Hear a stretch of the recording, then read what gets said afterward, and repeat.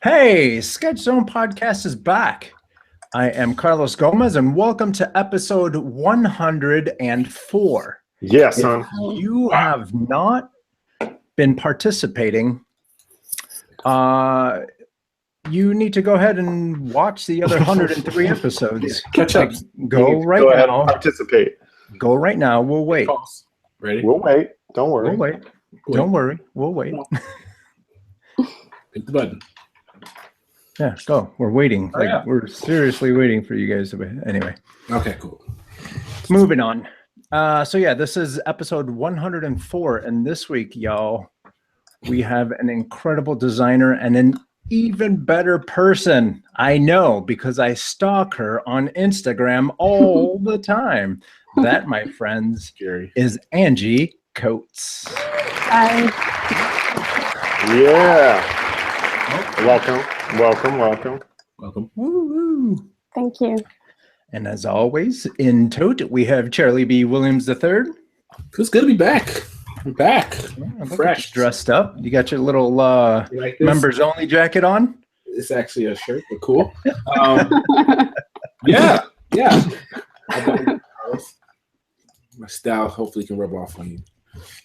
Maybe one day. Can't choose a choice of baseball Maybe teams, one day. but, you know. Oh, hey, Jack Kasperzak. Yeah, it feels like it's been a while. In a couple weeks. Yeah. I've had a couple. My couple weeks have been pretty interesting. For those of you guys that don't know, back I don't even remember 4 or 5 years ago, I did a Kickstarter because I thought that this was going to happen a lot faster, but my baby sister that lives in Chicago went through kidney failure, and long story short, she's at the top of the list for a kidney. And so I've been on high alert. Like last time she called because there was a kidney available. It was 2:30 in the morning. Oh, man. So when they say any moment, like they literally mean any moment. And like you got to run, you got to go right then. Like, is there a window? Well, for me, I have to move pretty quick because her only request was for me to pack up my dogs and go to Chicago. So then, like, before surgery and after surgery, she wants to cuddle with my dogs. Yeah, she doesn't want to see me. She wants to hang with my dogs. They are super cute dogs. We did Angie's dog. I always Meatball. confuse it for your dog. Yeah, Yeah. they're twins, huh? They are twins. Ah.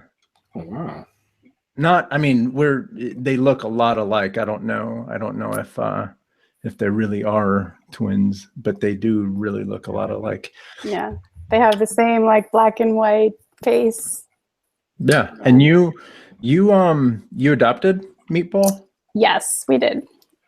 She's from Arizona and she was gonna be put down. And the rescue that brought her to Vancouver, she was like a last minute pickup. So they were like, we have this dog that is gonna be put down for no reason. And she picked us. When we went to see the dogs, she came and sat on our laps and then wouldn't leave. Oh. Yeah. Oh. Yeah. That's cute. Yeah. Yeah. My Lucy was a rescue too. Uh-huh. And I look at her and I'm like, I don't understand who didn't want you. Like my dog is so cool. Yes. I was just telling Jeff, like, we're so lucky. She's the best dog. Like, she's super chill and she just wants to cuddle and she's so obedient. And yeah, somebody missed out. Lucy's pretty obedient, but she's quick to jump on Goofy too. Oh. Yeah, but she's a 50-pound lap dog. She doesn't want to do anything except sit on the couch with you. Yeah, same as Meatball. Nah. That's lazy. Seriously. So what are we gonna say? Google I/O is happening. That's what I was trying to say. Google I/O is happening. When? And it's happening right now.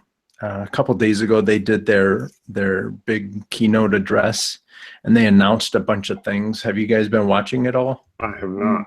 I have not been watching it this time. I need to catch Angie, up. are you a big technophile? Are you a big geek? Whoa. No. No? But Jeff is. Yeah, but whatever. We've already talked to him a couple times. Who's that guy? I don't know who that is.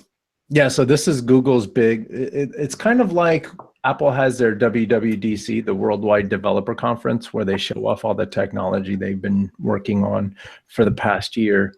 Well, Google I/O. Well, actually, what Microsoft had theirs a week or two ago. They call theirs Microsoft Something. Build or something. And then Facebook had theirs, which is a weird. Facebook name had theirs too. even What was their before name? then, yeah. It was like some where all the employees come from far and wide. Yeah. Mm-hmm. Yeah. So Google is coming out with a lot of really neat things. There's this thing called Google Lens. Sounds. They're putting a lot of brain power behind making your camera a little more helpful. One of the cool things that I saw was, if you pick up your modem, it has those big numbers at the bottom. Like the usually some weird number at the bottom is the password to get onto your your wireless router. Yeah. Right. Well, now if you scan it with your phone, it'll actually take the password, throw it into your phone or whatever it is that you're trying to connect, and then it'll automatically connect. You don't have to sit there typing all the numbers and stuff. Oh, wow. And is that with a Google phone or with any phone? Just with a Google phone? With the Google phone, but the cool thing is, the Google Assistant that they have, I have to be careful because I have a Google Home on my desk, and if we continue to call her, she's going to wake up. But but they have that Google Assistant now available for iOS. Everyone is saying that now you don't need Siri because Siri is kind of an idiot anyway. Yes. Wow. Be nice. No, she's kind of dumb. Mm. So yeah, the Google Assistant, I started playing around with it. I have it on my phone now. It's pretty cool. It's really smart. I was watching a video where a guy asked both Google Assistant on iOS and Siri things like, who's the president of the United States? And Siri didn't really know, and Google Assistant knew. And then he asked, how old is he? And Siri was like, I don't understand what you're asking. And the Google Assistant actually knew that you were still referencing the president. Wow. Yeah. It was really, really neat. That's Alexa, right? Is it Alexa? Alexa is the Amazon. Oh. The Amazon That's version of this. the other girl. But yeah, the Google Assistant on iOS, you're able to say, go get me call Lyft or whatever, or you're able to, like, one of the examples that they had was the lady that was using it said, I want to order lunch at Panera. Can you find the nearest Panera? And then it did. And then it said, would you like to place an order? And it showed her all the menu items at the Panera. And she was able to order lunch and pay for it all through the Google Assistant. Wow. That's cool. See, that should be cool because I'm still not on board with the whole. I mean, I use my Siri on my phone well enough, but it has to maybe once it gets integrated more, and I see the listings of when I'm really going to need it, Apple actually bought this company called Dark Data. Ooh, sounds cool. Yeah, so that's going to help Siri get a little smarter. She really does. I mean, she's helpful. I always do things like ask her to wake me up at a certain time or what the weather's going to be like, all that goofy stuff, or set timers and stuff like that. But if I'm able to if she's able to keep up with me, to be able to say, you know, who's the president, who's the vice president, when is this, how is that, remind me to do this. That's some of the things that I use Siri for. Is I'll say, when I get home, remind me to do whatever. When I get to work, remind me to do whatever. I've done it on some search. Wow. Yeah, I've done it on some search stuff. I like that. I buy movie tickets with it that way, and like movie times, and like some of the searching features. She does an okay job. You know, if you just kind of spell out a little better. But yeah, that's cool. Yeah. So Google is coming out with some magic very, very soon. I'm excited because Angie is an entrepreneur. Ooh, yes. And so I wanted to get some tips from her. Hey, Google, define entrepreneur. I should do it. Put Google on the spot. Okay, Google. Yes. Define entrepreneur. Ooh. Entrepreneur, a person who organizes and operates a business or businesses, taking on greater than normal financial risks in order to do so. Hey, look at that. So now that we know Angie takes great financial risks. Risk taker, huh? Not really. More than usual. But I was thinking that robot thing would be great for people to buy products, because if they can just say like, buy that pin from Angie, and then they just do it quickly, that would be awesome. So, Carlos, maybe you would know. Will I already have that API? Like, if I wanted to add into things that.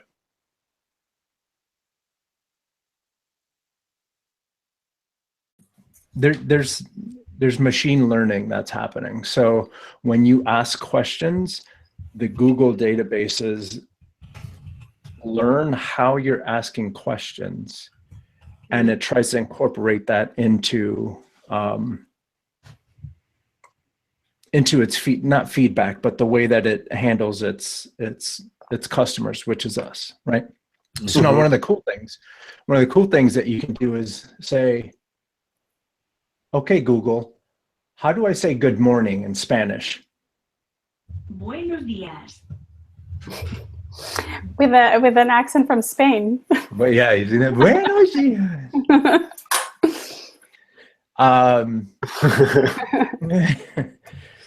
Okay, Google, I'd like to buy something from the 515.com. Sorry, I don't know how to there. Failed me, Google. I might as well have asked Siri. One day. Does it do searches on people? Like Like if you want to stalk somebody. Is Charlie B. Williams a convicted felon? Yeah. Okay, Google, do you have any idea who Charlie B. Williams III is? I'm on Google. Sorry, I can't help with that yet. That's right. Yeah, see, stupid. Hey Siri, who's Carlos Gomez?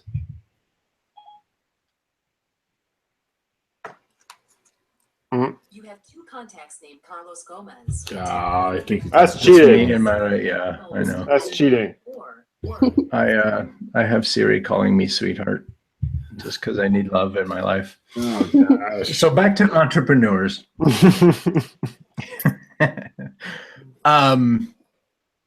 There's a couple things that have happened lately that I'd like to say bother me a little bit, and I think I need to share with our creative family, and we can get some coaching from a professional. So on my website, on my personal website, you see that I've worked for a lot of really big companies. And God, I hope they don't listen to this show. Probably. Probably not. You're gonna get yourself fired. There's someone that I have been working with, trying to find not freelance, but like side work. Right. Oh, cool. Who's that? Don't put them on the spot like that. Oh, never mind. I was going to ask Google. But like I don't even have my own name on my own company website, right? But and I kind of know what they were trying to do, and I did not feel good about this.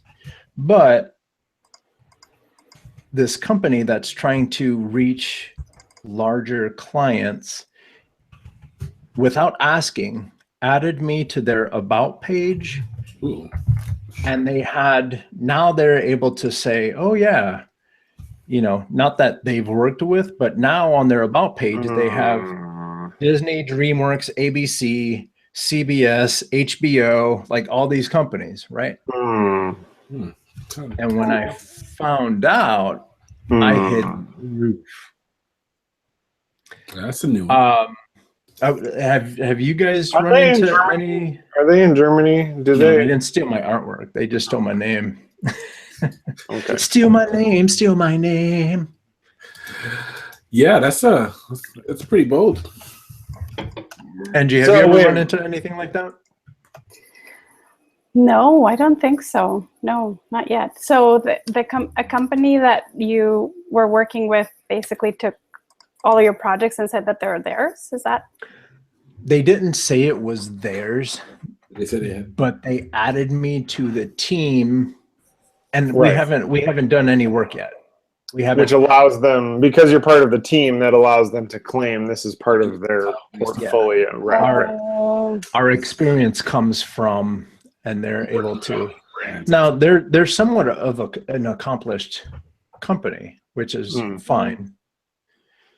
Do you have a loose conversation with us? But like the 4 people that they had listed before me, like all the names that I put on the list, or that they helped themselves to, let's say, were much bigger than anything they had going on. Okay. Not trying to love on myself all that much, but I do kind of have a big, heavy resume. Well, I just wanted to see what you guys' take would be, and how you guys would approach it. really, really awesome email. Yeah. What do you mean? You just go and get that fixed. So you need to get that taken down today, please. Yeah. Follow up with an email.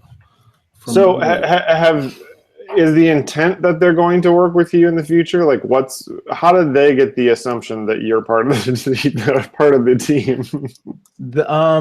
Yeah. Did like an interview happen and they thought it was real good, but you didn't? No, you didn't? Did they say you're hired and you just never showed up? Like, what's? Yeah, Jackie said. And I got a really neat title too. That's the thing. But You got an office? Ask. Wow. Yeah, no, I mean, they found out what I do, and we've talked, and they've said, would you be interested in being included in this pitch? And I was like, sure. So was this website? But being included in the pitch versus being included on their about page, and now I have a title. Probably, let me see. Yeah, probably the best title I've ever had in my life. Can you say the title, or does that incriminate you? I don't even remember what it is right offhand. It's like managing multimedia director or something like that. That's a lot of titles. Oh yeah.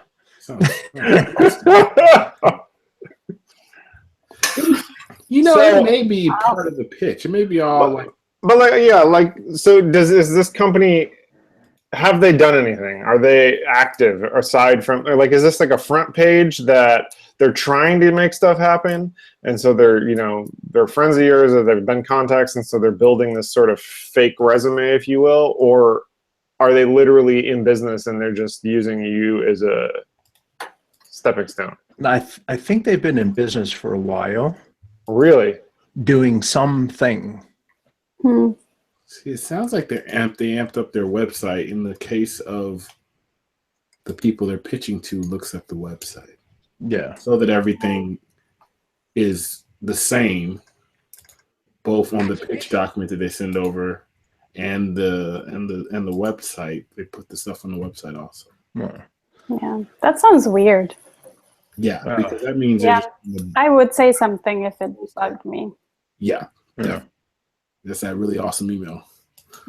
Yeah, I did. I mean, the way I handled it was I sent a nice professional email saying, I just not that I'm not interested in working with you guys, but It's really amazing title. I need to manage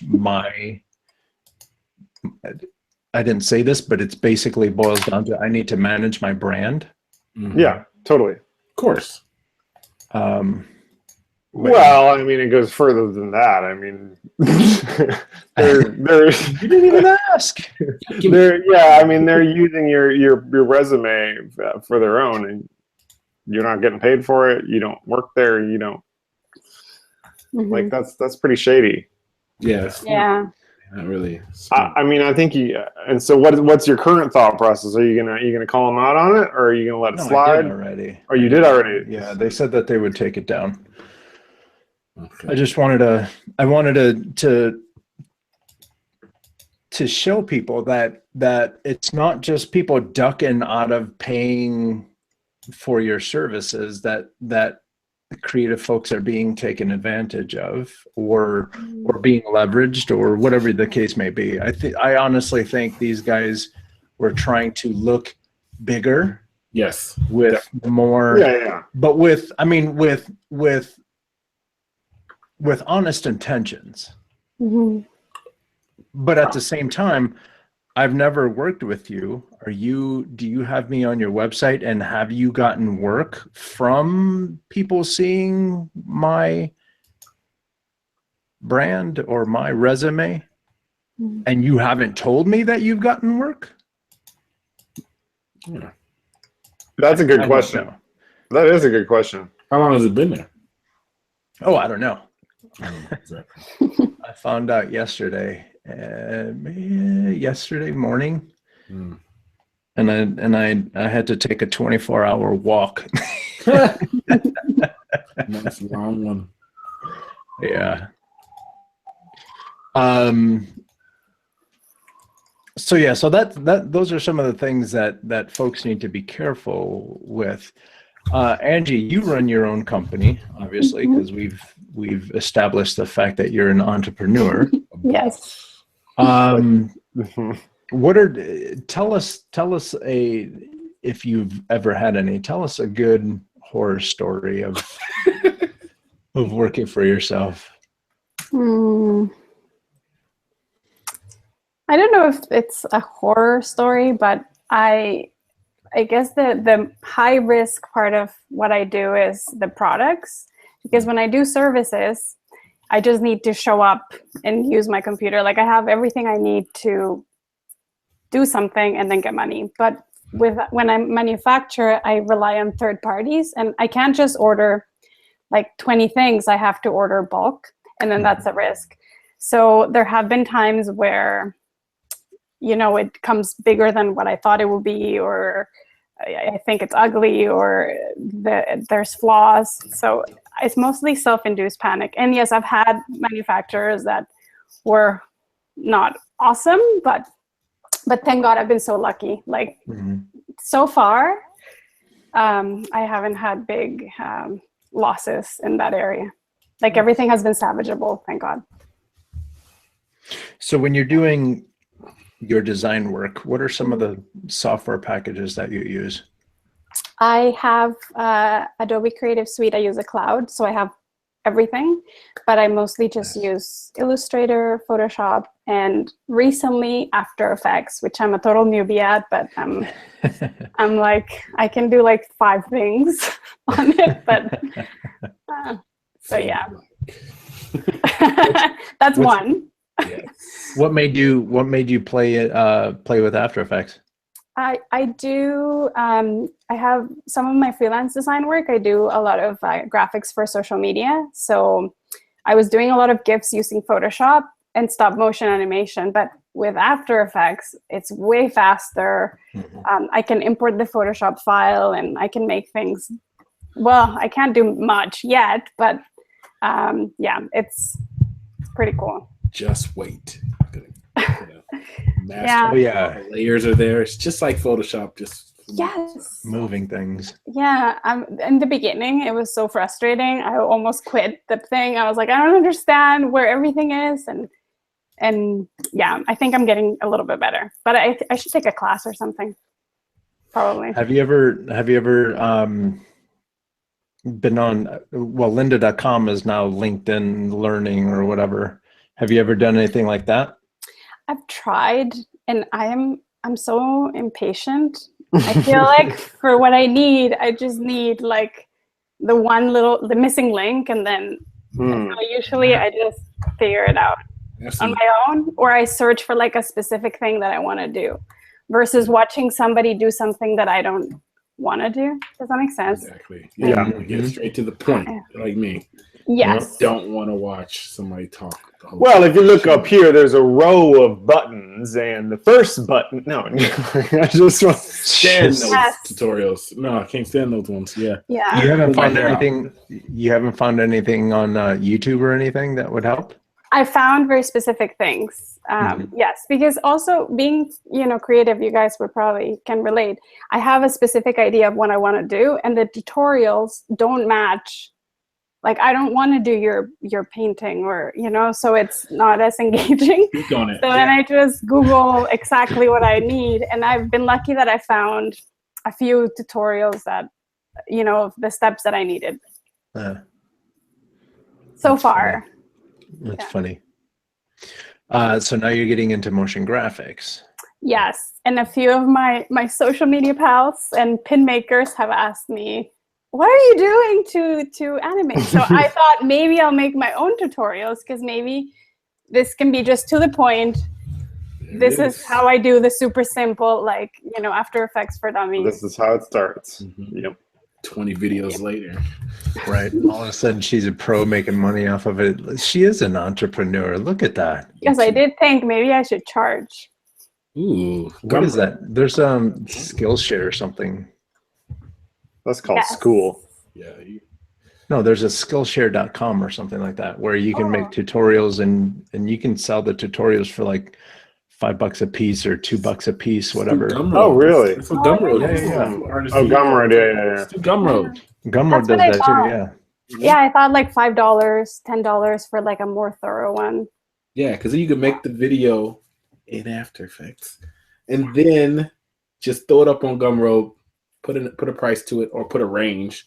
If you want to pay lowest amount $4, highest amount 12, or whatever you want to do, and people pay what they want. Next thing you know, you'll be like, Yeah, that's true too. making extra. That's why Gumroad is amazing. You can connect it to your website. Let me give you I'm gonna write that down. Gumroad. Yeah. Yep. Start sending links. Yeah, check out Gumroad, check out Skillshare Skillshare.com tutorials too, if you want them too. You can go in. Whatever you do, do not make a video and put it on YouTube and expect to make money off of that. We've been doing Sketch Zone for 2.5 years, and I think we've made like $20. In 2 years. Yeah. We're not really selling anything either, though. Yeah. No, we're not. We're not, but Yeah. And don't you find too that sometimes to sell things, I don't know, like I don't like selling, and I know it's I don't know, like contradictory, because I actually do sell things, but I don't like actually selling them. That's my least favorite part of the job. I just want to make it, and hopefully. Is this your business motto, business plan motto? We sell things. I don't like selling things. Well, I don't like pushing it on people. It's more like attraction rather than promotion. Right. Yeah, hopefully. But at the same time, you're really good. I'm assuming you're really good at social media. I'm hoping. Honestly, I don't know what I'm doing, but I thought I'm the only one. And I was at a craft fair, and I met a whole bunch of local designers, and I thought, well, there's so much more experience than me. They've been doing it forever. And I was looking at their Instagram, I'm like, oh my God, it's so pretty. And all of them in separate conversations told me, I have no idea what I'm doing. I just kind of put things out there and hope for the best. You know, and I know they're probably being humble and they do have an idea. Like I do have a little bit of a strategy, I guess, but for the most part, it's just, this is what I like. Hopefully people like it too. That's the best place to be, though. Yeah. I'm going to share my screen so we can take a look at some of these products that you try not to sell. And it's that gum link too, so you can save it for later in the chat. Oh, thank you. Yeah, so that's supposed to be a video that's not playing, so. Oh, I'm embarrassed now. That's my After Effects video. Yes. Oh, nice. Look at. Hello, I'm nasty. Hey, there we go. That's so silly. Even though you were learning, you found it faster to do your gifts this way, though. Yes. Mhm. It's way faster. But you know, we can focus on. You might think that it's silly and everything, but you put that video out there and you had at least 5 people that were like, "Oh, how'd you do that magic?" Right? so there's a need for it. Yeah, wrap it into the brand on the site and put it under, marketing. Oh, that's another one. Yeah. See, I'm like on an After Effects face. I'm not gonna lie. This one I stopped and watched for a while. Really? Oh, yay! Yeah, I did. That was hard to do. Like the actual, anyway. Yeah. For me. That's how it starts, and then each time it just gets more and more elaborate. Mhm. Right. Yeah, Jack Yep. starts with the simple stuff for any animation. The next thing you know, this time next year it's got a little more oomph on it, a little more shine, glitz and glam. Yes. You know, now that you say that, I'm for those folks that don't know, Angie's husband is Jeff Coates. He's Sato Chicken out there. Should pop his head in and say But hello. it's funny because Yeah. now that you say that you're getting into motion graphics and stuff, I've been noticing Jeff doing a lot more videos and stuff. Yes, he makes a lot of videos. Ah. But I think Jeff uses Camtasia. Oh yeah. Yeah. And then he edits in Premiere. Camtasia and Premiere. Camtasia and Premiere. Yeah. So Tell him this is not his show. He's a little bit better. See the ominous voice from the right. Right. Yeah, I just it's funny now that you say you started getting into videos and stuff. I can see both of you guys getting more in depth. It's not just, hey, take a look at my picture. It's, hey, take a look at these buttons that are flying in my hands, for example. Though, and Jack probably can speak to this too, because Jack's an animator and director and all this good stuff.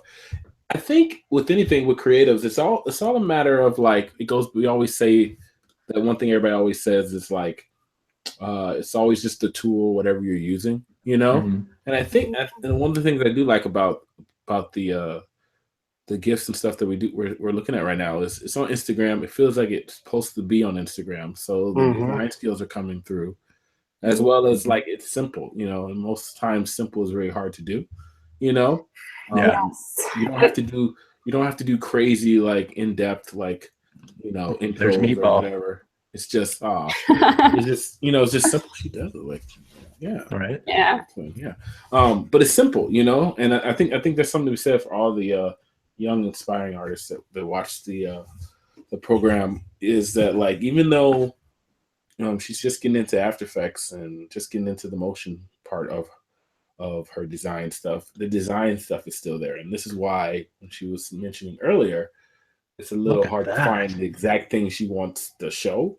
It's because she's already got the design in mind. It's just finding the buttons to do, right? And that's the hardest part to do, because Oh, look, she must have heard me talking about her. Come here. Aw. Come here.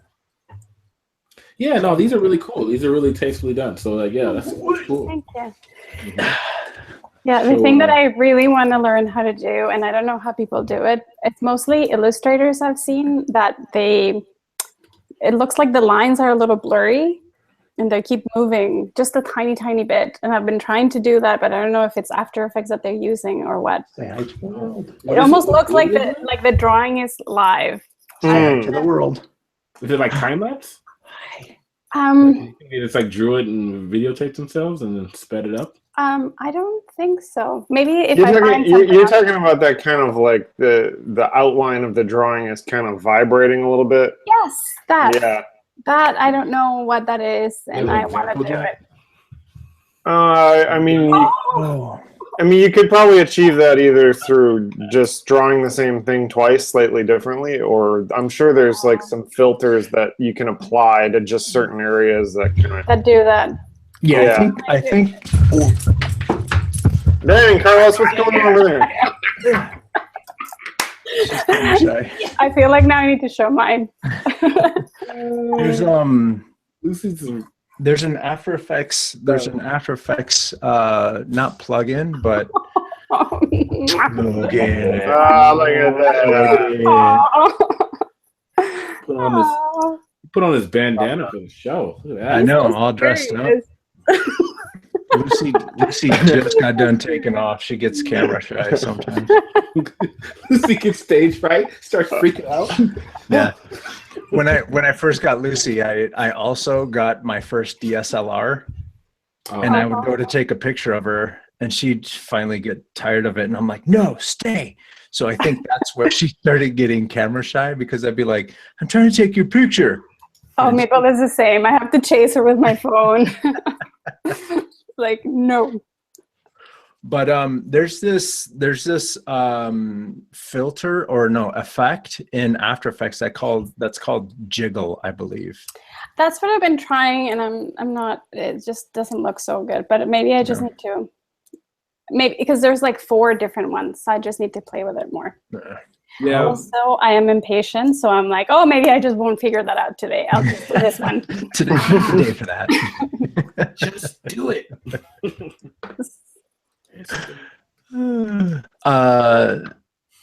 One of the things that I did want to bring up with you, because if you follow Angie on Instagram, it's instagram.com/THEFIVE15, the 515.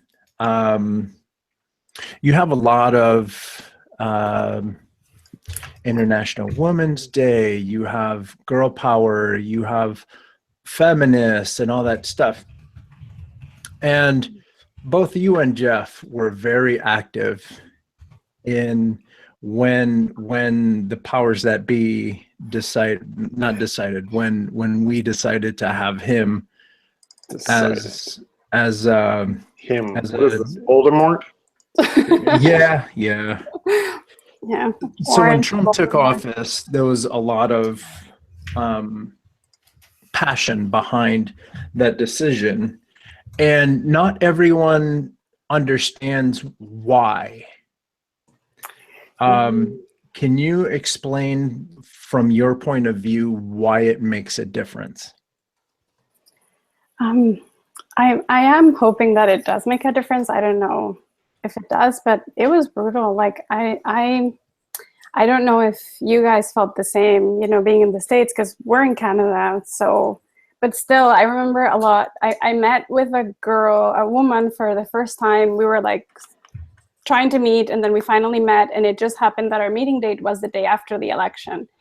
And I showed up, and I had cried that morning, and then she showed up and she said, I almost canceled. And I said, me too. I was just I felt betrayed. And then on Facebook, you start seeing all these people that all of a sudden start sharing their views that, I forget which comedian said, like, we acknowledge how hard it must have been for you to pretend that you're not a bad person. Like, please go back to pretending. I forget which one it was, but yeah, I kind of wanted to say, please go back to pretending.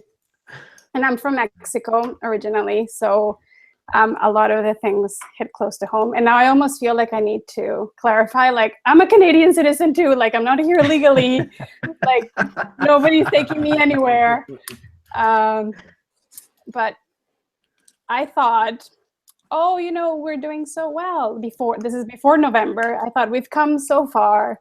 And this was like a wide awakening of like, no, there's so much more that we need to do. And just hoping for the best and without doing anything, I don't think is going to change things. So that's why I created that like full-time feminist, because I felt like before I was part-time, like, I'm feminist sometimes, but we're, everything's fine. And now I'm like, oh no, I'm full on. So yeah. And that's just one of the things. It's not just about feminism too. Pretty much every group gets targeted with this new administration. Yeah, I find it disturbingly ironic that that a room full of white dudes is making rules on how a woman what rules apply to women. I honestly don't get it. Yeah. I just don't think that it's fair. Yeah. And similarly, I was at Creative Talent Network Expo last year, and I was sitting in a panel, not in a panel. I was watching a panel where Jorge Gutierrez was talking about his experience as a Latino in the animation industry. And he said, look, how is it that a bunch of white dudes are telling Mexicans a Mexican story? You've never been there. Right? And it's just, at the end of the day, if we're going to reach equality for everyone, whether it's race, sexual orientation, just and anything in general, we need to have those people represented in the room. Yes. And that's all people are asking for. Yes. Is to be represented. That's it. Yeah. And to have more conversations, because I think a lot of people, like, we all have biases. It's human. But I think until November, I became even more aware of like, so what are my biases? Because just because I'm a Mexican woman doesn't mean that I'm a saint, I have my own biases that I've been, aware of, and like, oh, okay, well, I can change these things that I do. What can I do differently? For example, I realized recently, like a few months ago, that all of the podcasts that I listen to are not hosted by men. So, I mean, I'm not doing that on purpose, but I wasn't making a point to like, do I know of any besides Rachel Maddow, like who has a podcast, but it's actually a TV show. I didn't know any or followed any female hosted podcasts. And then it was interesting because there was this guy who said, oh, I think, and he was well-intentioned, and I think this is what we should have the conversations. He said, oh, I think the reason why there aren't that many, because I'm like, I don't even know if they exist. How many do they exist? Are there more? Because maybe there's more men hosting podcasts because they like it more. And I'm like, well, I doubt that maybe that's the case, because maybe, you know what I mean? Like maybe we can apply that rule for everything else, and then women are still not being represented. So that was interesting. So I'm like, I don't think that maybe that's the case, but who knows? Maybe it is. But there are, I don't know, instead of shutting him down and saying, that's a sexist comment, he genuinely thought maybe instead of like, how about maybe women have been groomed to just look pretty and, aspire to be liked and get married for the longest time. And maybe that's what is not in women's radar, to like have a podcast, because they're still trying to, I don't know, get paid equally, or I don't know. Yeah. I I try not to focus on those things, but I go through a bunch of podcasts and I do research, and I watch and listen to other people's podcasts. Number one, because I'm an old man and I think today's radio sucks. So I listen to old people music, like good hip hop. That's old people music. Good hip hop, yes. But I also listen to a lot of podcasts, and I try to give every podcast a chance, not just because of the entertainment value, but to learn from them. Mhm. And it's crazy how many white dudes have a podcast and how many non-white dudes don't. Yeah. I mean, you know, and Yeah. I don't know what it is, and I don't know if I care enough. You know, I honestly don't. I've helped women, guys, white folks, black folks. I've helped so many people get off the ground with their podcast, and it doesn't click like, oh no, I'm not going to help you because you're a white dude, because we have way too many white dude podcasts. I honestly don't care. Right. I don't care. Yes. But when I have one of those moments where I'm like, wow, there's not a lot of diversity here. Yeah. Yes. And for me, it was just an example with the podcast, but that can apply to everything else. Like I've noticed recently in Vancouver, at the last events that I've been, they've gone out of the way, because Vancouver is a very diverse city, but for example, we have here our First Nations, and people recently have gone out of their way to make sure that the panel is diverse. So if they're having a panel of experts, and I don't think we need to crucify people if the panel is not diverse, but it's pretty neat to see people recognizing, like, do I have a bias? Have I made an effort to? And like at the end of the day with podcasts, I still like the ones that I like. I've discovered some really awesome ones that are hosted by women. Oh, cool. I love true crime, and somebody said My Favorite Murder, and is one of my favorite podcasts. I think that's like a girl thing, true crime. This podcast is so good, and then I still listen to the ones that I like, and some are hosted by men, and you know that's okay. But I realize like maybe I have a bias about this, and I discovered other podcasts by women as well. Yeah. I mean, at the end of the day, it's the message for me.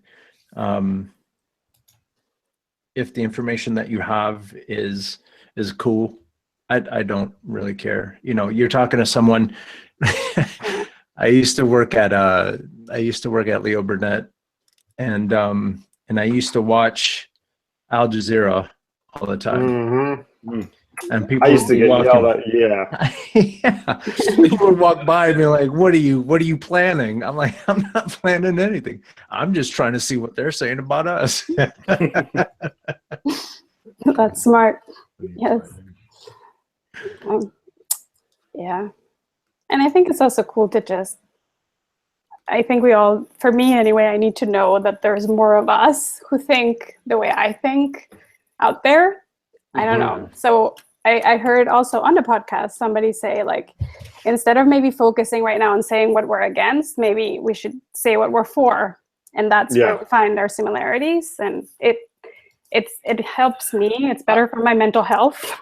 Yeah, I think that's really important, and I think it is the thing that unifies us, and we've had guests on this show that, you know, we breeze through 2 hours no problem and have good conversations with, but then I see what they put on their personal Facebook, and we couldn't be more different, and yet, you know, we come together and we can talk about creative stuff, we can talk about business, we can talk about just fun random movies, whatever, and there's plenty to talk about. And I think it's really easy, especially in the internet era, to be angry and to be negative and to hide behind things that you dislike, and that inherently is sort of a divisive topic. I mean, of course, unless you're on the bandwagon of haters and you all hate the same thing, but Yes.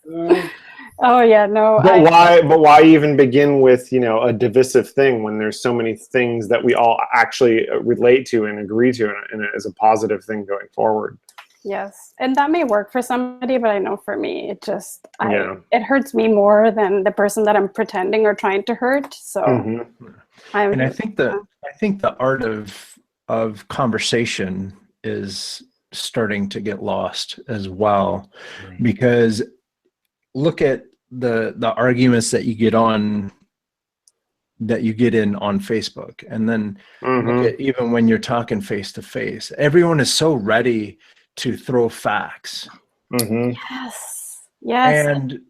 And I'm not that guy. Yeah.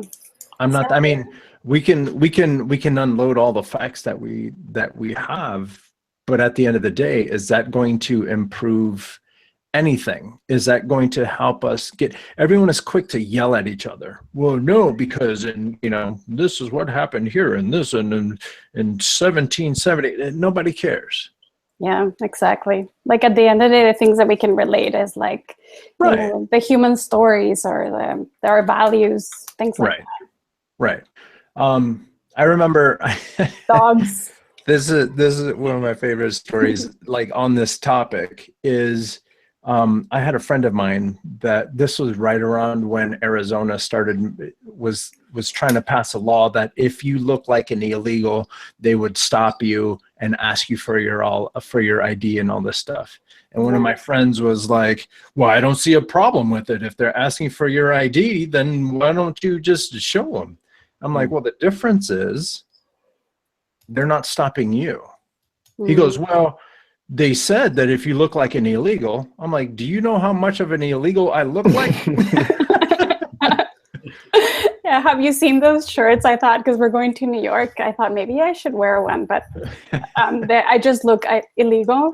Like I'm not illegal, I just look like one. But what was it? I saw a shirt that said, "Don't shoot, it's a sandwich." Oh, oh God. Oof. Wow. Yeah. Sell that on your store. Yeah. Getting back to the topic of software, have you guys played with Autodesk Sketchbook lately? Is this different than the other Autodesk Sketchbook Pro? Sketchbook Pro, same thing. I don't know if they dropped the Pro or not. Okay. Depends. Oh. I have not really, aside from the version I had on the iPad. Yeah. Is that like Procreate? Yeah. Yes. Yeah. As a matter of fact, they made changes to the interface that makes it look a lot like Procreate. Going with what works. But the cool thing is they have it looks a lot and feels a lot like the desktop version, the iPad version. Let me say that. The iPad version looks and feels a lot like the desktop version, where they have the mirroring things. They have what do they call it? Like stroke predictor, I guess. Where it kind of smooths out the stroke. So if anyone has ever played with Lazy Nizumi. Yeah, we talk about that on the show. Could think of the word. Yeah. Which is an Lazy awesome. Nizumi. Imagine that. So they have one button that does the Lazy Nizumi thing. But it's basically like, so for those of you folks that haven't played with Lazy Nizumi, neither have I, but I've seen videos. But you can draw a stroke, and to help smooth out the stroke, it's almost like a chain that attaches from the tip of your pencil to where the mark is being It's like an anchor. put. Yeah. Wow. And then you can drag this little chain thing around, and it smooths out the curves and stuff. It's pretty neat. And then they have this other version of it where you can put down the stroke, and then it like if you're trying to draw a perfect circle, then it corrects your circle, makes it into a circle. It's really good. I have it. It was really, really good. We was playing around with it way back on another episodes when we were doing our drawing. It's really cool to draw circles and you can ink stuff. People inking stuff really quick. Artists who wanted to ink their work. It was really nice. Different thicknesses. So go ahead. When you work on the iPad, how do you do you transfer files back and forth on your laptop or desktop? Because what I do, if I start a piece on the iPad, a lot of the Procreate does this, and pretty much all of the drawing programs let you share. And now you can share a PSD. Yep. And so what I do is I click share, and then I just send the file to my computer, to my desktop. I have a Mac desktop. Yeah, I airdrop to my desktop. Oh, I see. Yeah, and then I finish things up there. I was wondering that too. I didn't know if you use Google Drive or anything like that. You can do that too. So if you have an iPad and a PC, right, and a Windows machine, you can save it to Google Drive and then or Dropbox or any of those. Yeah. Most of those have a interface plugin that will make it pop up on the share. Oh, menu. nice. Yeah. So yeah, I've been I've been using Sketchbook Pro. And apparently my skills have kicked up a notch because folks are like, okay, what are you doing? Are you stealing? I said, first I go to sketchbookjack.com and then I do save image as. You're gonna learn today. That's how you do it. That's how you do it. You guys are stupid. But yeah, the iPad is at the point now where you can pretty much, before when it first came out and the apps were coming out, people were always saying, yeah, the iPad will take you 90% there. It's not that anymore. No, you can totally. You can knock things out.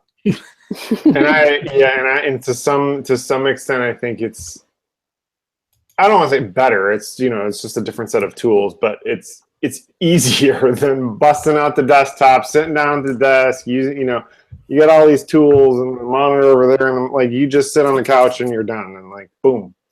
Yeah, it really makes it convenient. I love watching Mike Henry do some of those time-lapse videos that he's put up with just he's just sitting there with that Apple Pencil of his pad, and then he's learning how to record while he's doing it, and then he uses a little barbershop music in the background that drives people crazy. What's wrong with the barbershop music? Oh, I love it. Angie, talk to us about your creative process. How do you what are some of the tools that you use, and then how do you get to a completed product? Question 2. I start in Illustrator for the things that I'm gonna sell, and I color them in Photoshop, which I probably should not do, but I like doing it that way. Yeah. And because then I can just change it quickly. It just makes sense to me. And then from there, I decide what it's going to be first, if it's going to be a pin or a patch or a sticker. Lately, I've discovered that if I just start with a sticker, that's a safe way. I know it's the definition of entrepreneur that you have to risk money or whatever. I don't like that part of the entrepreneurship, so I start with stickers and then see if they sell. Then I usually turn it into something else. The thing that I'm scared the most of, for whatever reason, is making T-shirts, which is so easy. And what part? Because you have to worry about sizes. Yes. Okay. Yeah. But you mean creating them and then having a production studio develop them for you, or are you talking about physically printing them yourself? I thought of both, and I took a screen printing class, and I'm not very good. So I thought, well, that's going to take a long time. So yeah, let me tell you, it does. It does. Yeah. So I have a few items on the class that I kept. So I'm probably just going to do t-shirts because honestly, I should not be afraid of t-shirts. There's so many things to be afraid of. Making t-shirts should not be one of them. But yeah, I thought, oh, how many sizes should I keep in stock? And it's a bigger investment, I guess. That's what it is. Have you ever thought of going to somewhere like threadless.com or anything? I thought of that, but part of the reason why they do the packaging for you, and I like putting in a personalized note and everything. Like, right, you have a brand. Detail. Yes, and I'm a recovering consumerist, so I feel like if people are gonna buy something, it should be really special. So yes, yeah. So it takes longer, but the concern is because you're going to do the distribution and the control yourself, that you have to have a place to have this it's an inventory and a space worry. I see. Yeah, and the investment, because what if I order 5 large or 20 large and only 2 sell, and then I have anyway. This is a good topic. So Jack, speak to this a little bit, and then I'll jump into whatever. Because that's the main part I can see that the fear is, that's where that whole crazy more risk than usual comes in. Because how do you figure out A, how many to buy, B, your color run, and C, I guess storage at that point. Even if you want to do, in my head, if I ever wanted to do something, I'm always thinking of because I'm really big into the sneaker culture and high end clothing, lifestyle clothing, whatever you want to call it. And they do limited runs. Obviously, you can do a limited run, but that run could be 100. So now you have 100 boxes or whatever. How do you figure that out? Do you just do it based off of demand, or if she has a store, she doesn't really know how many? Do you wait and get a bunch of orders, and then now you're on the hook for all these, and now you have to manufacture and get them out to market? How do you deal with that? How do you know how to do that? I think you do it with books, right, Jack? So yeah, I mean, I think. Sorry. No, go ahead, Jack. Go ahead. I thought she was going to say something, and then you took over, and then go ahead. I mean, I think early on, it's totally it's a gamble. It's exactly what it is. It's a risk. Okay. You evaluate. I mean, you haven't done this before, and to be honest, you can research it, until your eyes fall out. There's way too much information out there. Most of it doesn't really apply to you because they're not in your situation. I think a lot of it is just a risk, and I think the best way to do it, and the best way is you kind of start small, and you limit your color runs, you limit your your styles and your cuts and all the variables. You want to cut that down to just even see if your design is worthy of selling. But it's inevitable. You're gonna have love. I mean, I was doing t-shirts for probably 3 or 4 years, and I just had boxes and boxes of them, taking over my life in the garage and in the closets. And it is. I mean, the thing about t-shirts is it is lucrative. They're fairly cheap to produce. I mean, depending on where you get them made, and you can sell them at a decent price. So I mean, your profit margin's fairly high. So at least the financial risk isn't awful, because if you sell 10 of them, you're I mean, of course it depends on your numbers, but you don't have to sell too many to kind of start to break even, but you still have to deal with just the logistics of storage and managing the shipment. I mean, I remember packaging those shipments and running to the post office. It kind of became like a burden. Oh God, I got another order. But I was also screen printing. So, if I didn't have them, I had to run and make more stock. And that was a whole process in and of itself. Oh, wow. So, I mean, yeah, there's absolutely risk involved, but I do think that I do think t-shirts are lucrative, and I think that they're popular. And unfortunately, yeah, they take up storage space, and you can't just have a one size fits all. So you are going to have, and you find that out pretty quick. You find out, that your smalls and your extra smalls don't sell that much. It depends who your demographic is, of course, too. And then you kind of just, over the course of 10, 15, 20 sales, you start to realize what's popular, and you realize, so there's a couple of ways you could approach that. You do more made to order to begin with, just so you don't have the stock, or you bite the bullet and you get a decent stock, but you carefully monitor what's selling, and you kind of figure out, and then that really helps you in your next order, so that you don't overdo it where you don't need it. Yeah, thank you. Yeah, I think I'm just gonna do it. Do it, yeah. What I tell Jeff he's going to be living among boxes. What I've seen happen, not necessarily with creative stuff, but people that are running their own business and selling different things, is they go and they have a storage unit with all these things set up. But then, that's depending on how big your unit is. Yeah, that's an extra $75 a month, $150 a month, depending. Yeah.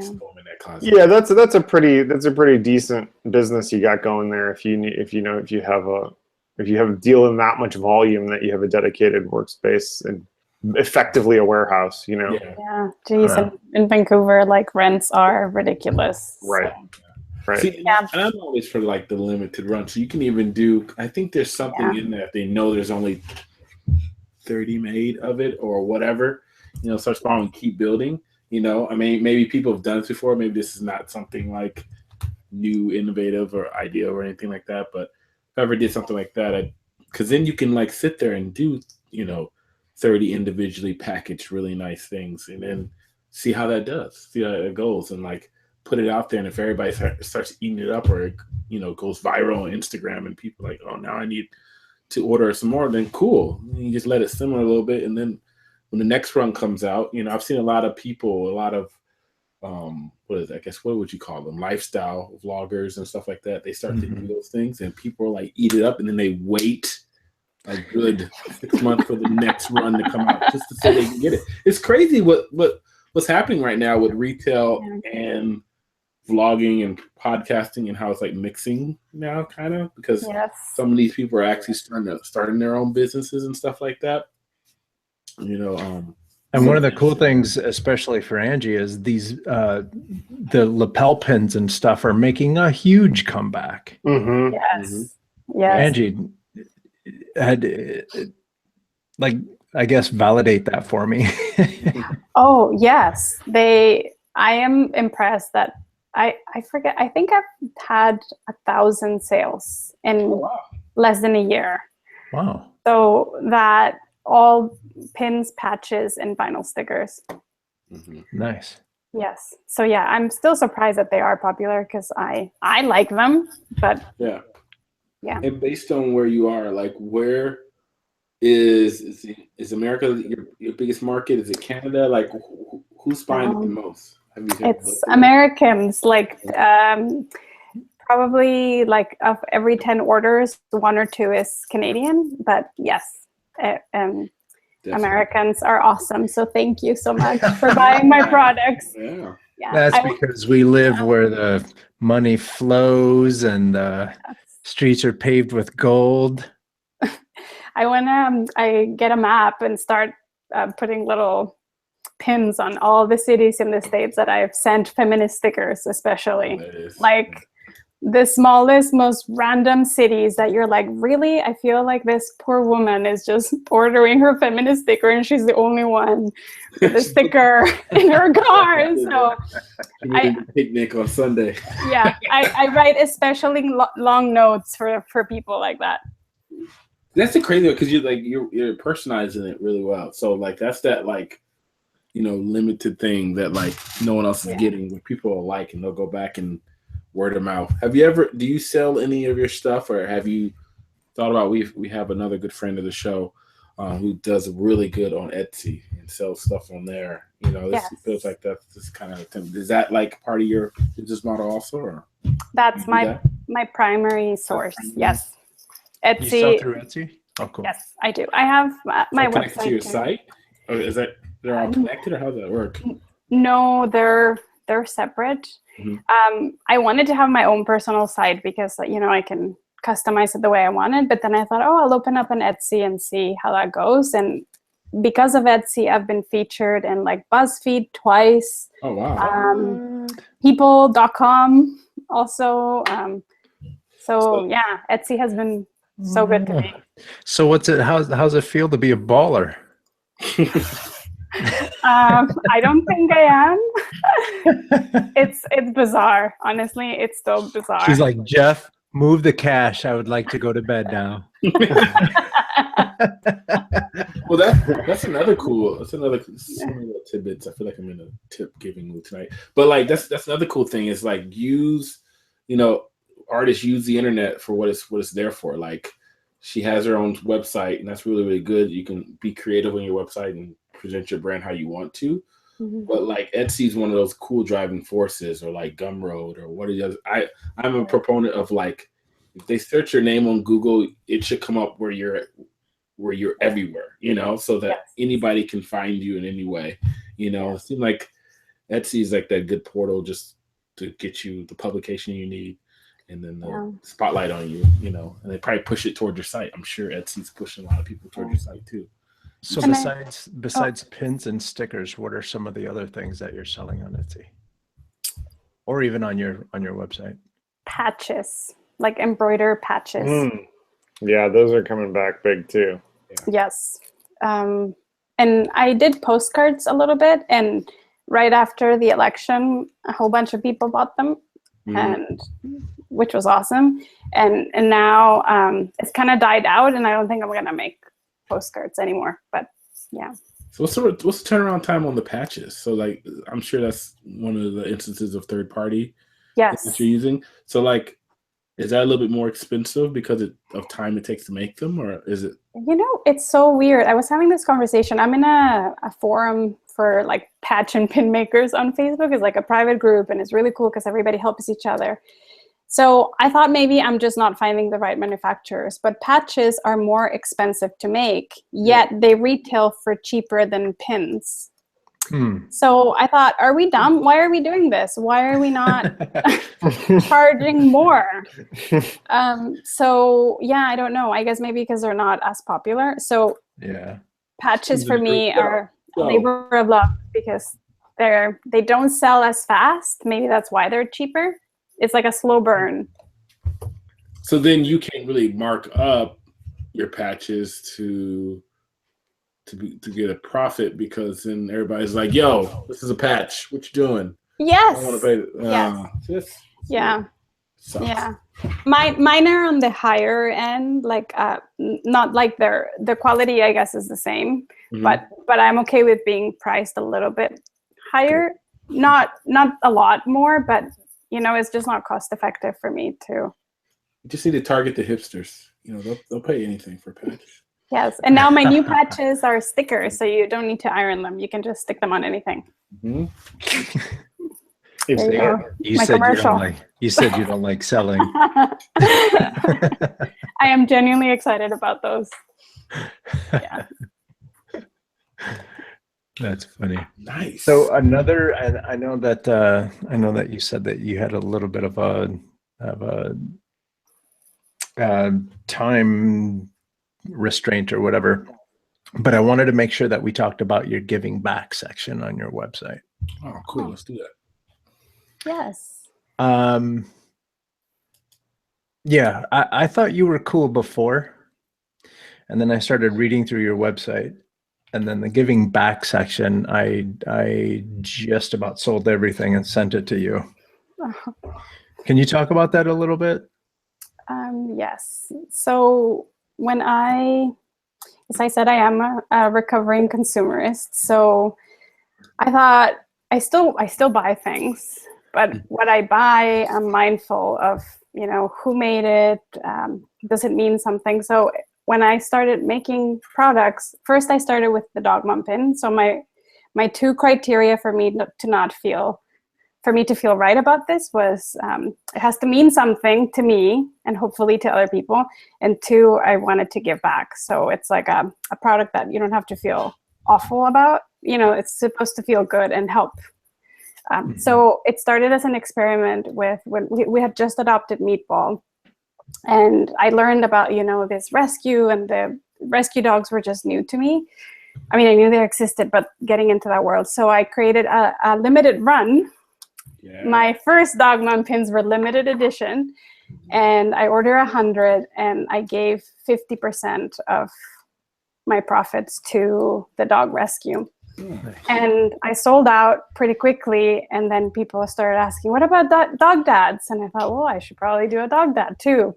So then I had to reorder. And then from there, I started adding more products, and I thought I want to continue to do the same. Like, I don't donate 50% anymore as a small business.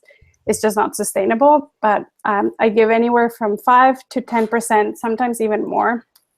Because like people message me like, we're having an auction for this charity, can you donate products? And more often than not, I end up saying yes, just because, especially if they ask me about like pit bull dogs, I'm like, yes for the dog.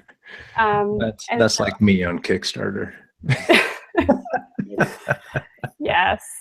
So yeah, I'm hoping that I will always continue to do that. So the two kind of charities that or the type of nonprofits that I support are dog related, and I did cat mom pins as well, but I don't have a cat, so that felt weird. But I donate to a cat rescue, and nice. Then women rescue. But I donated to ACLU, like even like organizations in the US that, you know, I don't even get a tax receipt for any of that or anything. It's just feels good. Yeah, that's one of the things that I've always felt really weird about is if I'm going to do something nice, I'm going to do something nice because it makes me feel good and it helps someone else. Mm-hmm. Not because I'm getting a tax refund on it. Yeah. You know, that whole tax refund thing always made it feel a little weird for me. Yeah.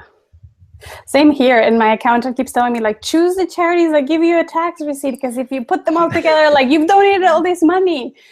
So I'm like, but the ones that I like are the ones that need it don't have that tax receipt thing. So yeah, no. And that's why artists make horrible business people. Yes. That's too funny.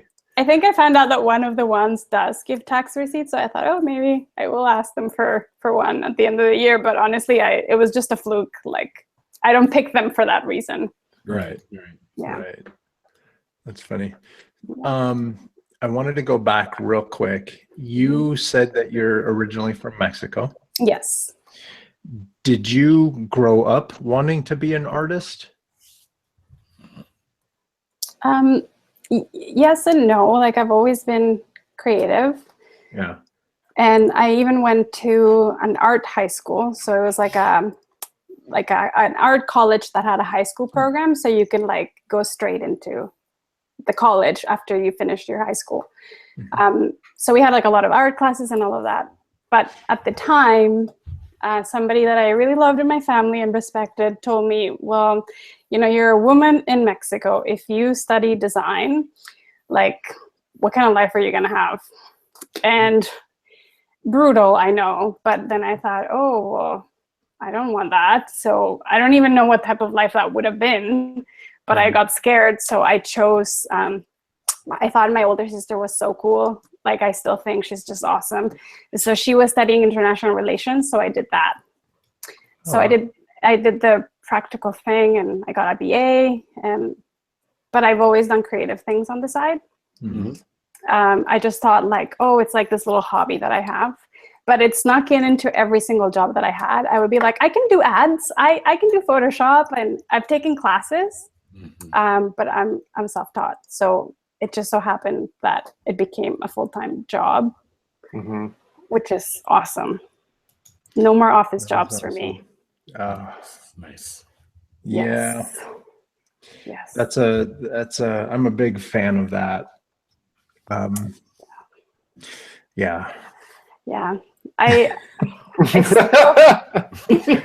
I can go into it, but I don't really want to. Yeah, I still feel bad for not having a proper art degree or design degree, but one day I'll get over it. Yeah, you don't need that anymore. You need success. These days, you don't even need an art degree anymore. You need a computer, some software, and some motivation. Yeah, I've put in the hours, that's for sure. Yeah, and that's what's going to separate you, whether you went to school or not, because you can go to school and not put in the hours and be garbage. Or you could not go to school, or you could not go to school, put in the hours watching YouTube, watching different online classes, and get to a point where you're selling pins and patches. Yeah, that's still mind-blowing sometimes. And then I have Jeff, so I ask him a whole bunch of questions too. Yeah, he's got to earn his keep. Yeah. What's that like? Like what? So I know we kind of talked about Jeff earlier. Jeff is an art director for Capcom. Mm-hmm. What's it like? You're running your own creative product company, and you have an art director sitting right next to you on the couch. Like, is he looking over your shoulder saying, well, if you tap that over 2 pixels, hovering art director. He knows better than that. Oh, nice. I do ask for advice, but it's mostly like this one or that one. And at the end, most of the time, I do what I like anyway. But but he's nodding like, right, no, I don't art direct you. I don't. I am Mexican. I'm a Latin woman. Like. Oh, here we go. Yeah, buddy. No, but I direct nothing. Right? I do ask for advice, and I have a bunch of awesome designer friends who, we are always on Instagram, like on a private chat, asking each other for feedback. And I guess at the end, this is what I'm realizing. It's just style and taste. Like I always thought, like, oh, but maybe the real designers will find out that this is wrong, like this is a design disaster. But even between themselves, they have different opinions. So it's just nice to get different opinions, I guess. Yeah. But in the end, do what you love. Mm-hmm. There you go. Yeah. Do you ever yell at Jeff in Spanish? Yes, that's a yes. No, but I have yelled at the TV watching Trump in Spanish a lot, and I normally don't curse. But I've given in all of my Mexican cursing words. Yeah. Not anymore, though. You guys are the opposite I Love Lucy show. Yes. That's awesome. Yeah. Okay, so if we're going to get into, before we go into inspiration, let's do. What are we doing? What? Do which? Here they come. Here they come. I'm assuming. Yes, right. You gotta help me out a little bit with that, and I need a little bit of a lead. I know. Sorry about that. A little rusty. It's been a couple weeks. Because I got so many sounds. Yeah, you cleaned it up well. You did good. I thought you guys were gonna drop it. I was like, well, we gotta get going. But then I looked over at my notes and I was like, oh yeah, this or that. We haven't done this or that in a while. I thought he wasn't gonna be ready because I didn't even get what he was saying at first. Good job, Jack.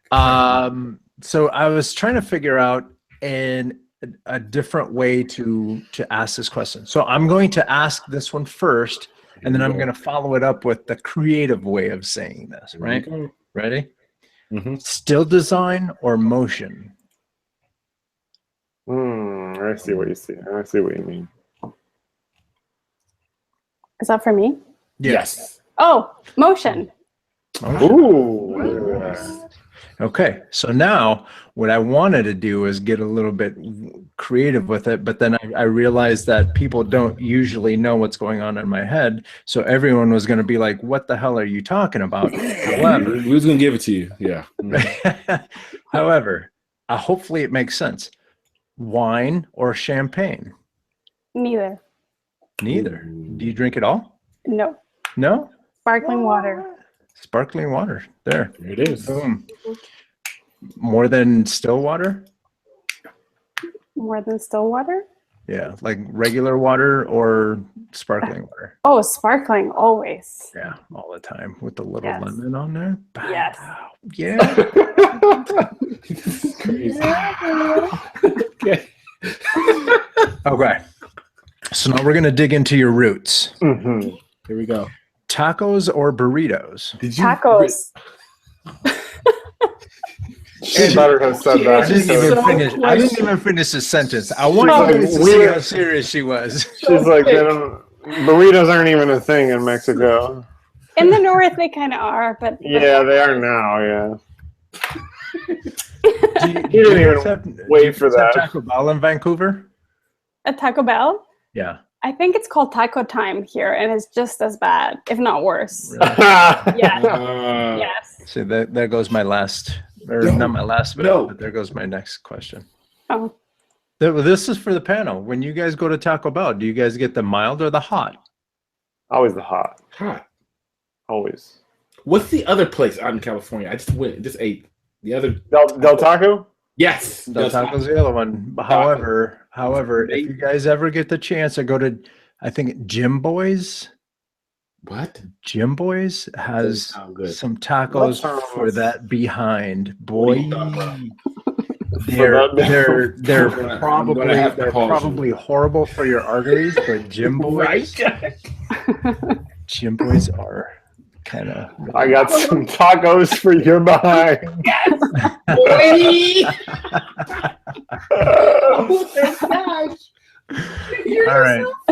All right.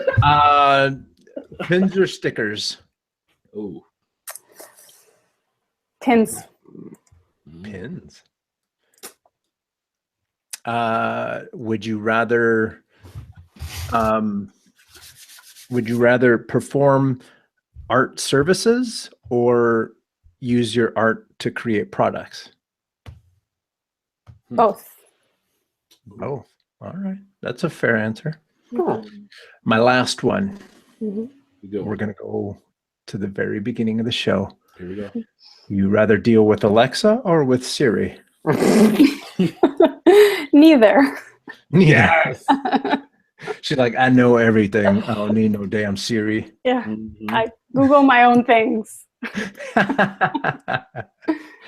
So that was this or that. Thank you for playing. Thank you. And now.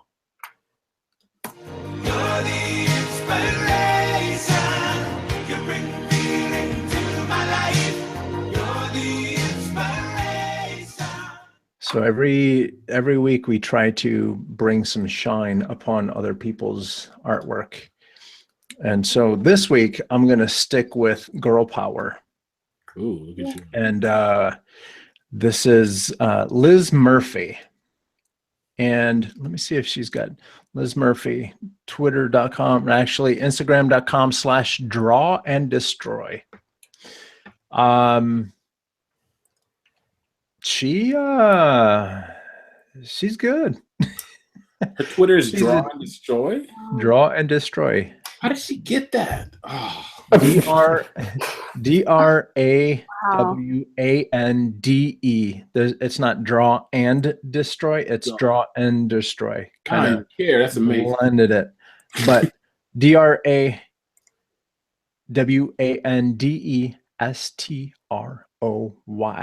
Skills. I love her artwork because it's super loose but gestury, and the colors are bomb skis. Wow.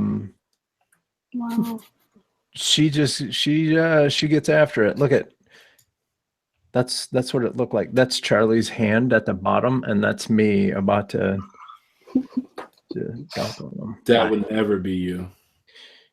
Never. Sorry. So yeah, That's cool. I love this. I'm not exactly sure if she's working professionally, but she needs to be if she's not. Oh, she's For real, that looks like. She's not? No, that's just it. I don't know. Let's talk. Chances are she is. Shall we? because I'll stalk. What's the real name? What's the real name? Liz what? Google? Liz Murphy. All right, you keep going. You keep going. Okay. But yeah, like Wow. these skills are just absolutely amazing. Her gestures, her poses. She's got these motion lines that just work. People getting their mouthpiece knocked out. It's a lot of motion in her work. Yeah. Yeah. And this is one of the things that stood out to me is I've been explaining to you guys how I'm trying to get away from just having a character standing there. And one of the things that a professional cartoonist said is always draw the character in the middle of something, doing something, right? Generally speaking, people don't necessarily just stand there looking goofy. They're always in the middle of doing something. And that will kick your artwork up a notch. I mean, look at this. This is bonkers. Wow. By the way, he's drinking tap water. This is a dry show. Just kidding. Really? I mean, come on now. Wow. Come on now. Zootopia action. Look at this one actually reminds me of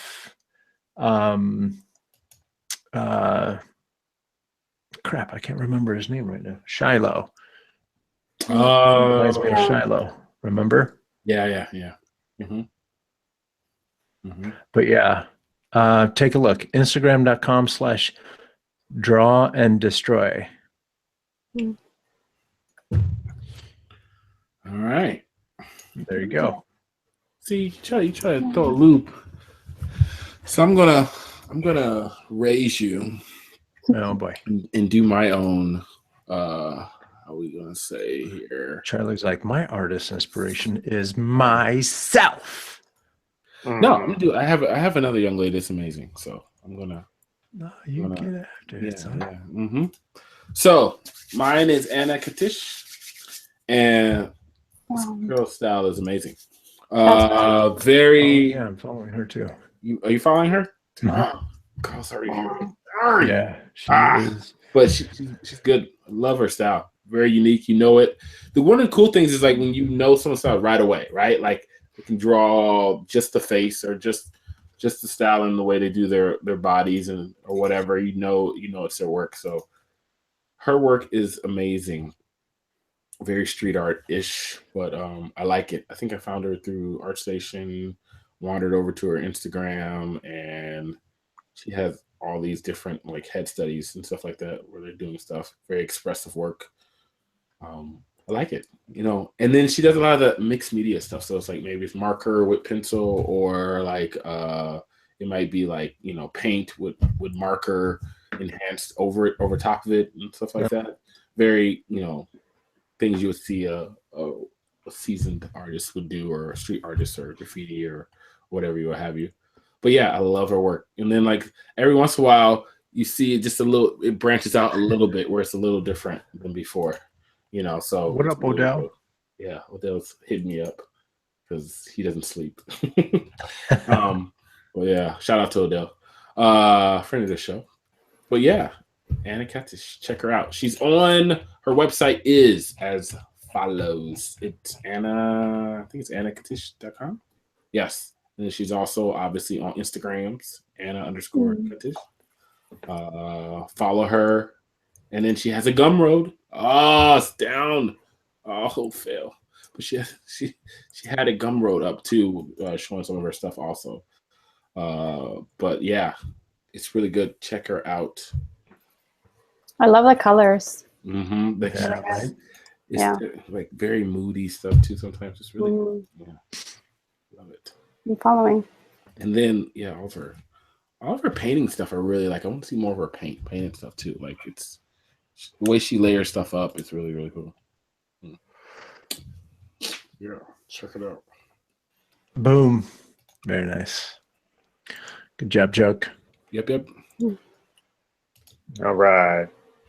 We've got, I'm probably going to butcher this name, but Mikkel Breton, environment artist, or as the old school 2D people call it, layout. Environment art. Oh, Yes. They call it layout. So this is layout artist. Yes. Yeah, so this is like traditional old school background painting layout. Happened to work on one of my most favorite films, Triplets of Belleville, oh yeah. with these like just awesome, awesome pencil work, awesome. Butt off, huh? Speaking of really neat 2D animations, this one cool. was called Anna and Bella. Have you seen it? Mm-mm. I'll find it. Because some folks at work Yeah, this is cool, Jack. were looking over my shoulder, and they saw some drawings that I was doing on the iPad, and they're like, "Hey, what's that all about?" And that turned into a conversation about the show and animation and all this stuff. And one of the guys was like, "Oh my God, this is wonderful." Short film. He's a huge fan of animation, and So it was. let me see if I can find. Well, The 2D? here's a ghetto version. But it's a short film about a couple of sisters, Anna and Bella, and apparently in 1984 they won an Oscar for what is it? Achievement in animated short films. And it was, I just put a link there, and let me see if I can find the chat room so I can share the link with the chat room. But anyway, sorry for interrupting, Jack. No, that's all right. That's good to know. But yeah, just it's MICHEL BRETON. Looks like they do a lot of. Possibly, yeah, especially from it looks like it's from French Canada, so probably. Looks like they've done a lot of freelance work with Leica Studios, because a lot of the stuff has been Box Trolls. Yeah, Box Trolls and Coraline, and but I love this like background and environment design. These this is cool uses of lighting and perspective, and which kind of brings us somewhat back to Sketchbook Pro, but on the desktop. Their perspective tools are so cool and easy to use. Like Photoshop doesn't even have perspective tools. Procreate does, but the ones for Sketchbook Pro, man, they got it figured out. It's bananas. Yo, this is cool. I lost my mouse. Do you find out that happens a lot? That it's happening more often. Yeah, your Mac just like, nah, you don't need your mouse right now. I don't know what's going on. There we go. Disconnect. But this is a cool example, because this was the layout design and then the actual production of the set used in the stop motion. So it kind of went from drawing to physical object, not even 3D object, like physical produced object, which is really cool. Down to like the curve in the top of the ceiling. Like they did a pretty literal accurate job of kind of going from sketch to product. Oh, this is great. I'm gonna look through his stuff. That's good reference and stuff. Really good to redo. I love this. Here's another one, like the street, and then here's the actual model and the characters. And Yeah. Look at the lighting. Look at the lighting. They Yeah. pull Yeah. the lighting with the pools of light. Oh, I love this. Okay, Jack, you get artist of the week. That's awesome. That is a good one. Gavin over here is great. Yep. Check them out. Link Plus is in. Go ahead. Plus, it's black and white. I'm sorry. Yeah, it's most of them are nice. just scribbly little doodles, and yet there's so much information in there and so much. Yeah. Yeah, I don't even know how you begin to think or draw like that. It's interesting. Angie, did you have someone you wanted to showcase? Yes. How do I do that? On the left side of your screen, there's a green button that should pop up. Let me find her first, because I don't. Okay. Okay. Screen share. Okay. There you go. There we go. Tierney Mill, and she lives in Vancouver, and she is I saw her speak recently, so that's why I'm choosing her. And she is a master at stop motion animation. And I want to show you, she did a video, like a music video from start to finish. This is part of it. Oops. Sorry, it's too loud. That's all stop motion, cut by hand. That cutouts? Oh, that's cool. Yeah. Wow. Yeah, patience and really good glitter work. She's yeah. And this is her hobby, because she does more like paintings and wood sculptures. She does murals. This is one of her that's cool. murals, and it's soothing for her to cut little pieces of paper and then animate them. So that's like she does that for fun, and then her actual work is something else. Yeah. That reminds me of a friend of mine that he directs music videos in LA, and he did this stop motion one, all jelly beans. Wow. I'll send you guys the link. Yeah, it's her, that one little stop motion thing that you showed us with her finger laying down the glitter kind of reminded me of that. If you can, cool. I think on her website, well, she does I think she does this just every night. But she has, I think this is just a still. She made a music video for a Vancouver band, and the music video is probably on her website, is really good. She said she didn't sleep for 2 weeks or something doing that. Yeah, sure. This is another one. She's got mixtapes. What? Does she make music too? Music by Board Decor. I don't know who that is.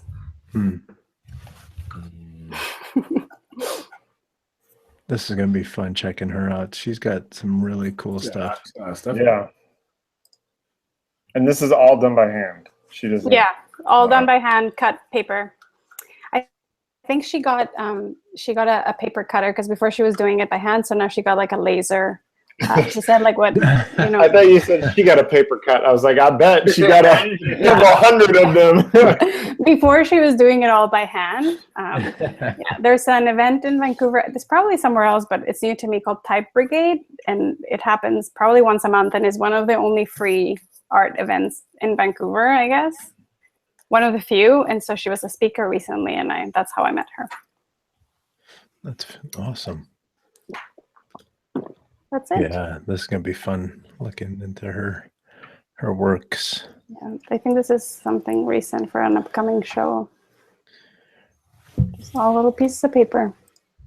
And I want you guys to notice that Angie has After Effects in right under Oh, sorry. And all my tabs. Wiggle is highlighted. Let's go.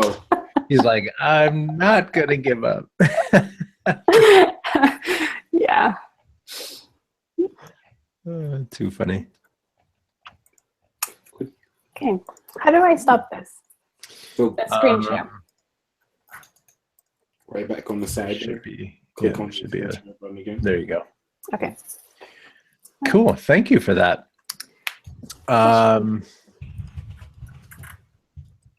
So do we have any more questions for Angie before we let her go?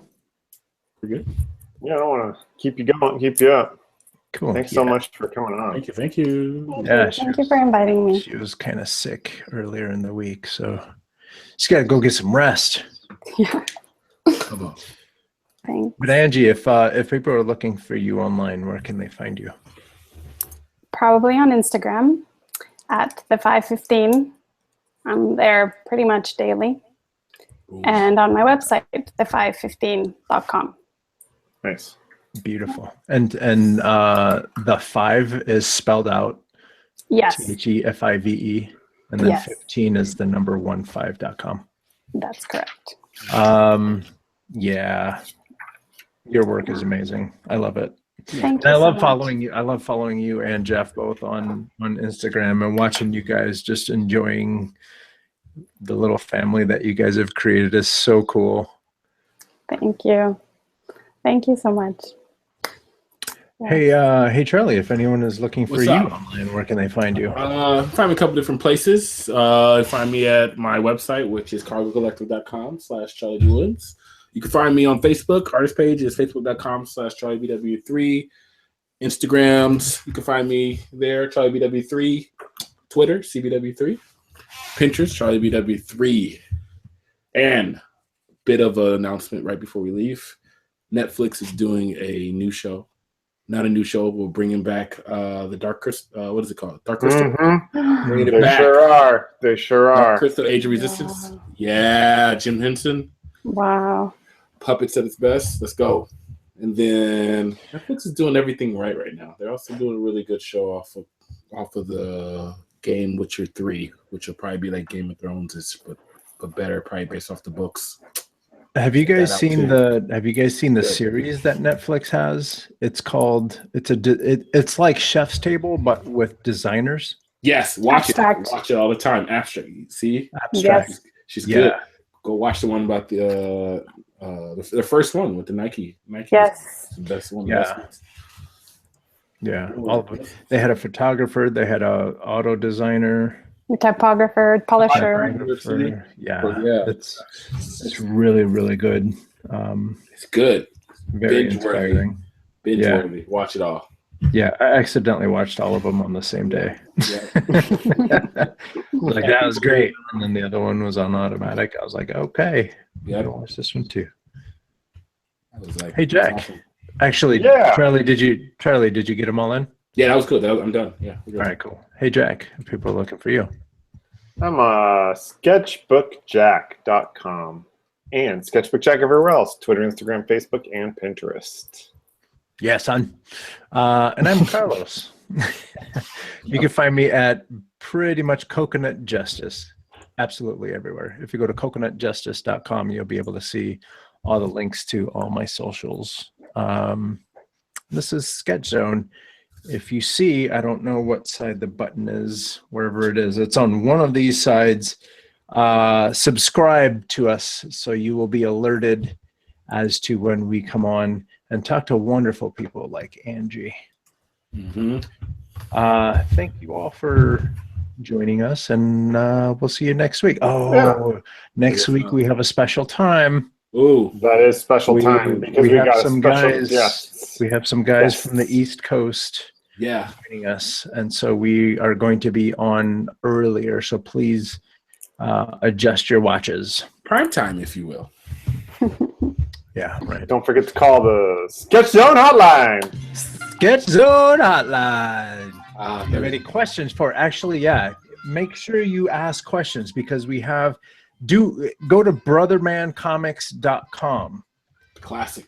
Take a look at what's happening there. Indeed. Call the Cliff. Sketch Zone hotline, 408-753-8248. That's 408-SKETCH-8-011. If you are calling internationally, leave messages. We're going to be talking to the three folks that are behind Brother Man Comics. That's good. So Classic. yeah, we want to show them that we kind of know what we're doing. With that, thanks again, Angie, and everyone have a good week. I don't know what I'm doing. Thanks. Thank Good you. night.